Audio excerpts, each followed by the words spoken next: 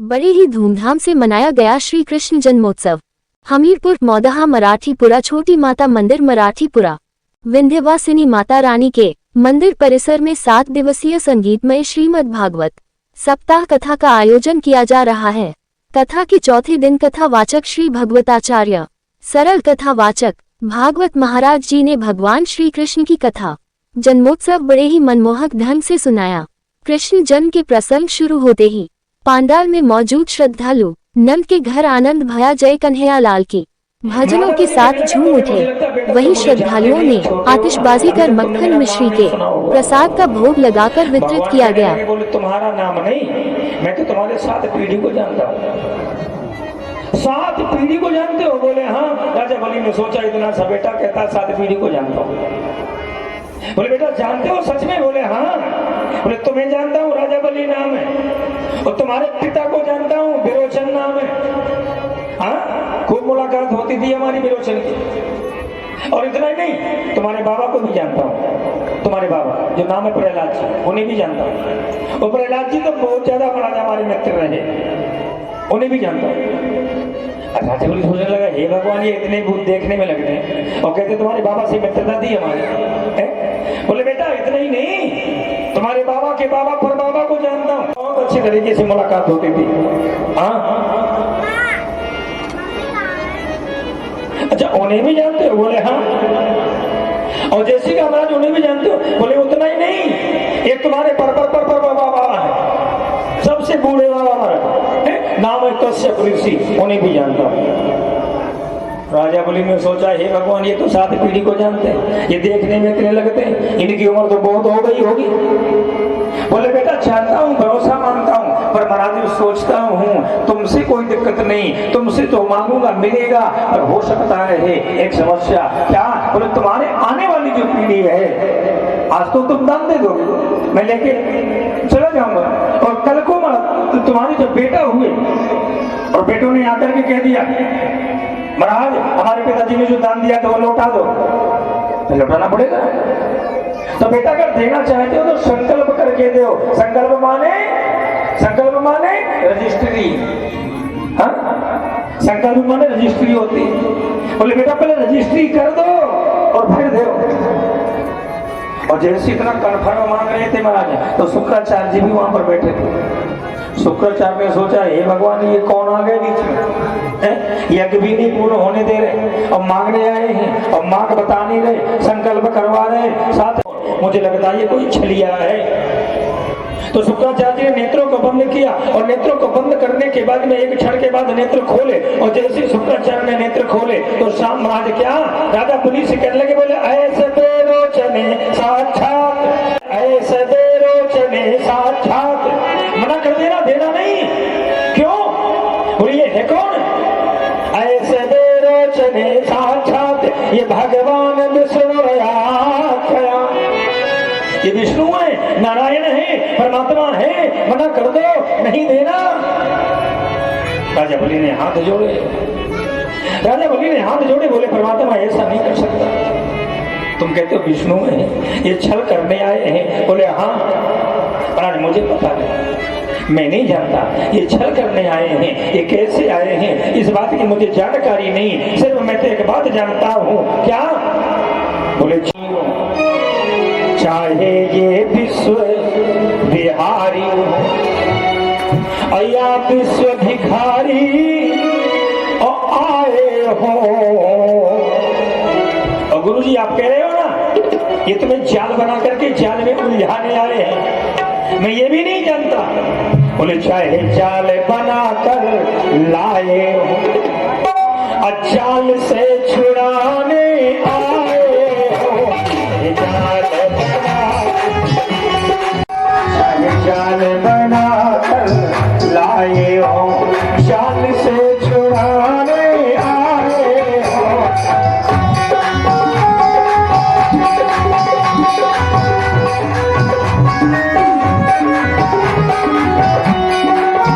राजा मुझे कहने लगा बोले प्रभु, बोले ये कोई है कैसे भी है, मुझे पता ये भगवान, मुझे पता ये मांगने आए हैं, ये भगवान है, भिक्षुक है, याचक है, मुझे मालूम नहीं। ये कोई है कैसे भी है ये भिक्षुक या भगवान, मैं ये नहीं जानता।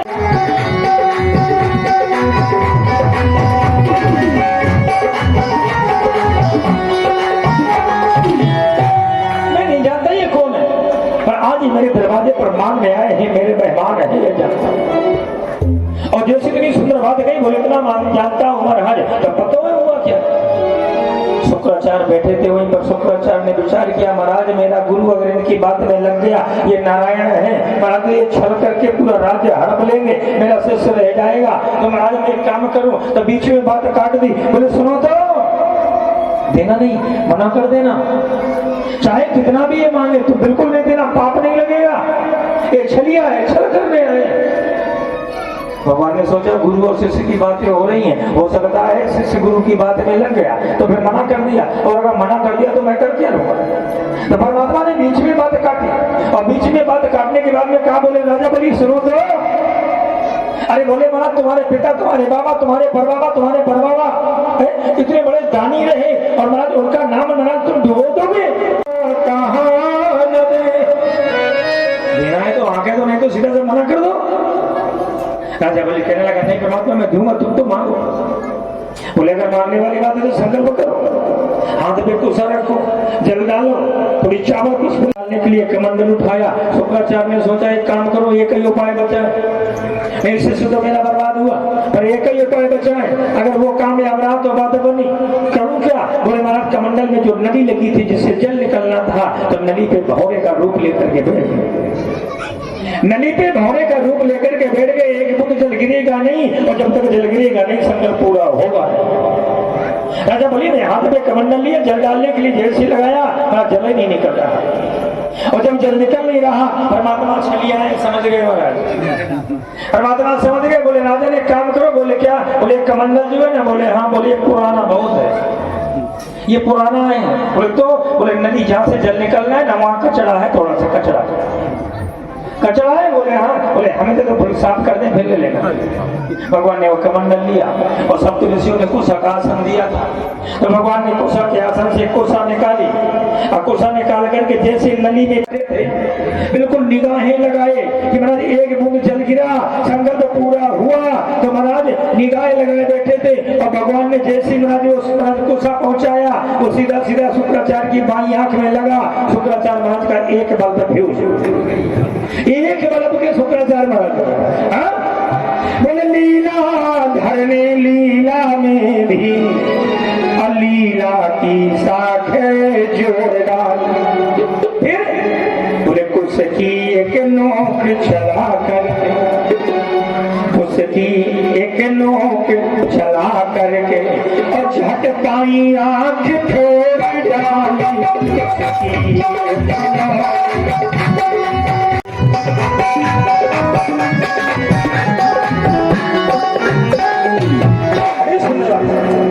और महाराज जैसे इतनी सुंदर बात है, तो महाराज शुक्राचार्य को इतना क्रोध आया, एक आंख फ्यूज हो गई।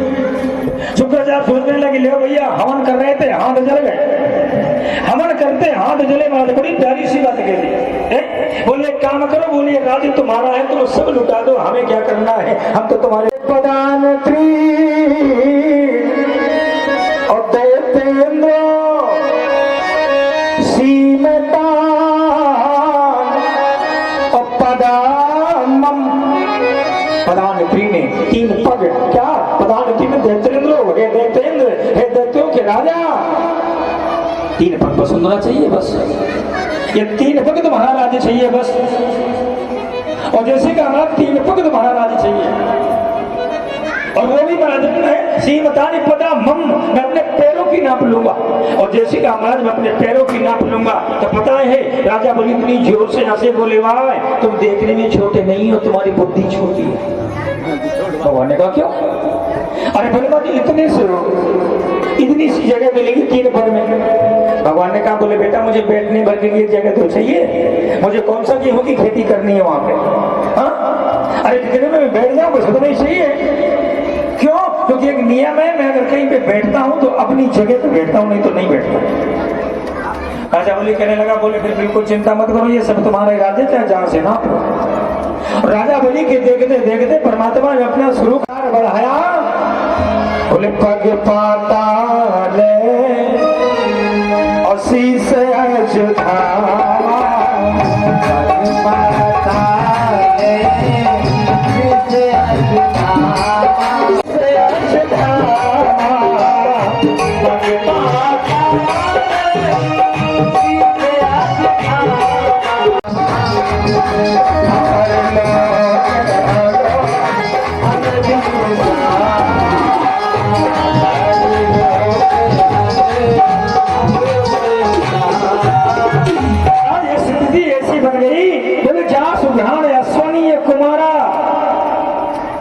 कितना विशाल शरीर ले लिया परमात्मा ने। पग पाताल, चरण कहाँ है? पाताल अपर लोक अंग विश्रामा, जा सुघ्राण अश्वनीय कुमारा। इतना विशाल शरीर। राजा बलि देखते ही रह गया। महाराज परमात्मा ने नापना शुरू कर दिया तो 2 कदम में, 2 पैरों में महाराज परमात्मा ने 3 लोग, 14 भुवन, 8 वसु सुंदरा, 7 द्वीप सुंदरा, महाराज सब ना 2 ही लोग महाराज चरण में। और जब 2 चरण में नाप लिया महाराज परमात्मा ने आवाज लगा दिया, राजा बलि बहुत बड़े दानी बनते थे, बहुत बड़े दानवीर बनते थे, और ये राज्य तो तुम्हारा 2 कदम में खत्म हो गया। तीसरा चरण रखू कहां? राजा बलि ने हाथ जोड़े, बोले प्रभु एक निवेदन करो। बोले एक नहीं 2 करो। वरदान चाहिए? बोले दूंगा। 3 पग मांगा है? बोले हाँ। बोले तीसरा कदम भी रखने की जगह दूंगा। महाराज तीसरा कदम भी रखने की जगह दूंगा, चिंता मत करना। पर एक बात पूछो। बोले पूछो। बोले मांगो कुछ। बोले हाँ। बोले बताओ धन बड़ा होता है या धनी बड़ा होता है? इतना बता दो बस। धन बड़ा होता है या धनी बड़ा होता है? परमात्मा ने कहा, बोले दुनिया में 2 धन ऐसे हैं, 2 धन जिनसे धनी छोटा हो। एक है गौधन और दूसरा है कन्याधन। ये 2 धन ऐसे हैं जिनसे धनी छोटा होता है और उसके बाद में फिर धनी बड़ा होता है। बोले सच में? बोले हाँ। बोले बस महाराज आप मुक्त हो गए आपके ऋण से। कैसे? बोले ये राज्य कितने कदम का है? बोले 2 कदम का। और कितना मांगा था? बोले 3 कदम। साष्टांग गोविंद के चरणों पे लेट गया। बोले महाराज 2 कदम मेरा राज्य है तो तीसरा कदम मेरे सर पर रख दो महाराज। 1 कदम ये धनी है तुम्हारा महाराज, 1 कदम मैं हूं, चिंता नहीं करना। परमात्मा प्रसन्न हो गए। राजा बलि से कहने लगे, बोले राजा वरदान मांगो, वरदान दूंगा। राजा बलि कहने लगे जोर से बोलो, जोर से, सुनाई नहीं पड़ता। सब लोग सुन ले, थोड़ी इतनी जोर से बोलो। बोले राजा ने वरदान मांगे, वरदान दूंगा। एक बार और बोल दो बस। और जैसे का एक बार और बोल दे तो परमात्मा ने कहा राजा वरदान मांगे बलि मैं दूंगा। और जैसे का वरदान मांग बलि मैं दूंगा। बलि ने हाथ जोड़ लिए। बोले मुझे पता है तुम 3 लोगों के मालिक हो, मुझे पता है तुम जगनियंता हो, मुझे पता है तुम ब्रह्म हो, ईश्वर हो, नारायण हो। मांगने में शर्म नहीं है, मांगने में संकोच नहीं है। और पता है ये दुनिया खुश रहो। और जैसे का नारद खुश रहो। बाबा नारद कहने लगे, बोले भैया 1 मिनट सुन तो लो। बोले क्या है? तुम्हें बुखार है क्या? नहीं बुखार तो नहीं। फिर बीमारी है थोड़ी बहुत? नहीं बीमारी भी नहीं। मैया मैं जब भी तुम्हारे पास आता तो मैं प्रणाम करता तो मुझसे कहती थी बेटा यशस्वी भव, दीर्घजीवी भव, चिरंजीवी भव, सदा प्रसन्न रहो। और आज मैंने प्रणाम किया, सिर्फ इतने कहा बेटा खुश रहो। कुछ बीमारी हो तो चलो डॉक्टर के पास लेकर के चलो। बेटा नहीं, वो बीमारी डॉक्टर वाली नहीं है। फिर बोले 3 महीना हो गए तेरे भगवान का पता नहीं कहाँ चले गए। अब बता बेटा घर में 3 महीना से नहीं आए, घर गृहस्थी में कितनी आवश्यकता नहीं होती। अब पता नहीं मुझसे कह करके कहते अभी गया अभी लौट के आ रहा हूँ। और 3 महीने से मेरा दर्शन ही नहीं हो रहे। बाबा नारद कहने लगे, बोले महाराज वो आएंगे भी तो नहीं अभी, मतलब तुझे मिले देगा? बोले हाँ।